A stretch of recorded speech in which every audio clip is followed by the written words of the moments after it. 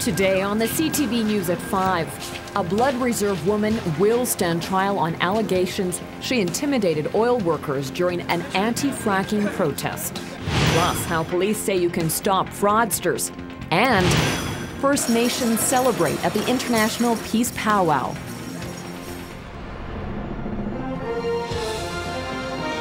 CTV News with Jackie Scantlebury. Good afternoon. A blood reserve woman will stand trial in June on a charge that she intimidated oil workers during an anti-fracking protest last fall. Lois Frank was arrested for blocking an access road from a drilling site near her home. Charges against two other women are being withdrawn because they've chosen alternative measures. But Frank says band members should have a right to ask questions about health and environmental concerns, and she plans to fight the charge. Terry Boat reports. I told them that my plea was going to be not guilty. Lois Frank says she doesn't want to use the court to make a political statement, but she has to deal with the charges. I believe very firmly in what I'm doing, otherwise I wouldn't be here. I mean, it isn't as though this gives a person great pleasure to go to court for the 6th or 7th time. Frank says she was standing up for her constitutional and blood tribe rights when she confronted oil company workers leaving a drilling site last September. Frank and two other women were arrested and charged with intimidation after refusing to move from the gravel road. I don't really want to be here, but I stand firmly in my belief that if we don't stand up for our people, our health, our lands, then we are in big trouble. And I think big oil is so prominent in Alberta, you know, that ordinary citizens, you know, are being criminalized for speaking out or standing up for their rights, and I think that's wrong. While Frank waits for her day in court, the Energy Resources Conservation Board says Albertans can expect tougher regulations on fracking by the end of the year. The ERCB says the province will likely demand producers notify the public about fracking activities and the kinds of chemicals they're using. Environmental groups say it's a step in the right direction, but until the new policy is in place, they say all fracking should be halted. Why do citizens like Lois have to be brought into court because she tried to say this is unsafe? Protecting her water and her land, it's our water, it's going to be our water too, because that water comes down to Lethbridge. Until now, Lois Frank has been representing herself in court, but she's now retained a lawyer from Calgary to help fight this charge. The one-day trial will be held on June 20th. Terry Boat, CTV News, Cardston. While Lois Frank has pleaded not guilty to the charge, two other women who took part in the protest have had their charges withdrawn. Jill Cropped Earwolf and Elmaya Tailfeathers have agreed to take part in alternative measures programs to avoid any further action by the Crown. We're learning more about the shocking murder-suicide in Airdrie over the weekend. A young mother is dead, and the only suspect, her ex-boyfriend, has taken his own life in a Nanton motel.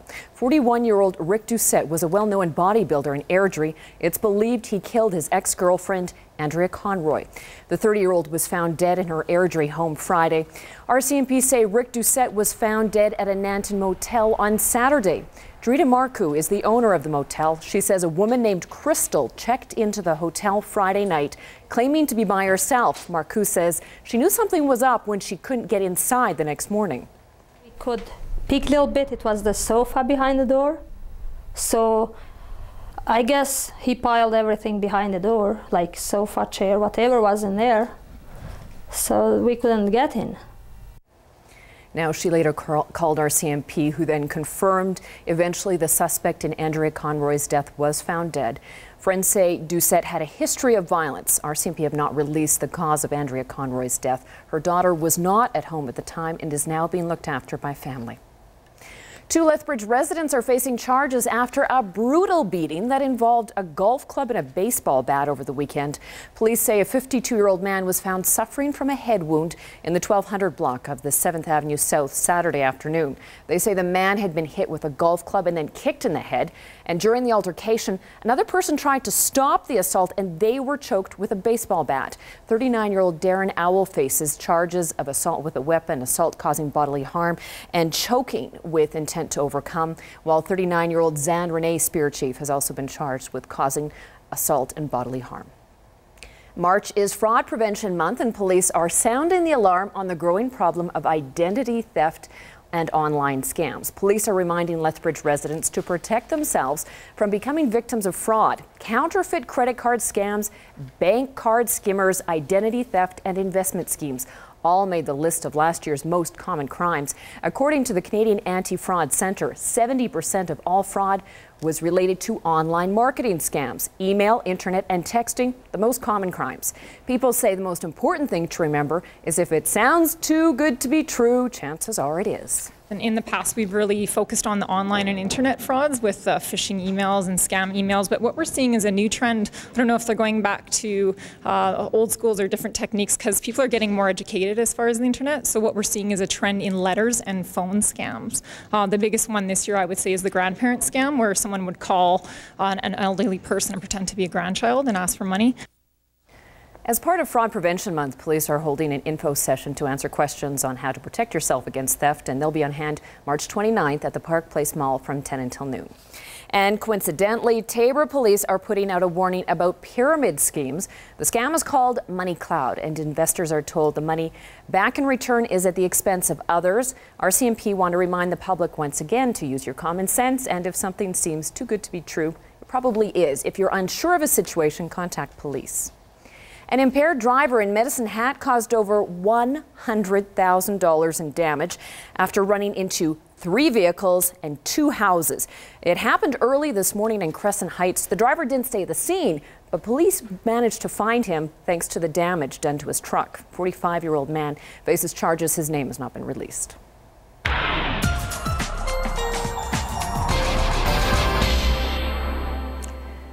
Dory Rossiter, this is a chilly start to the week, and we're going to see below average temperatures right through until Friday. Absolutely. We're going to be below average. Average for us at this time of year is 3 degrees, but it's the fact that we don't have any real cloud cover at night to contend with, and that actually acts as a quilt. It's like having your window open in your bedroom and not having any blankets on. That's kind of the effect of not having any cloud cover. So that area of high pressure gives us lots of sunshine during the day, but up top the winds are still out of the north, so that's why we have the minus numbers. But things improve by the weekend. I'll tell you all about it in a couple of minutes. Thanks, Dory.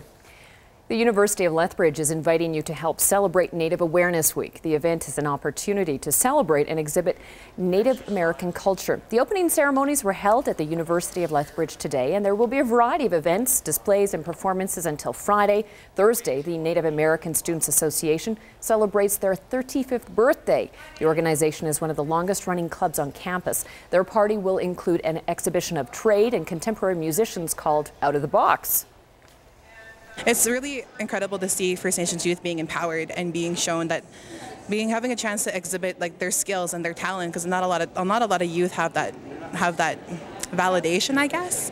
And like it's just awesome to watch them as they're on stage and they're playing, and the look on their face. It's such an awesome feeling to know that you contributed to it. The music event is being held Thursday night, 6 o'clock in the Student Center Ballroom. Now, meanwhile, there was another celebration of tradition and culture for the Aboriginal community in Lethbridge. The MX Center became the backdrop of a traditional powwow. Stephanie Mazzacott has the story.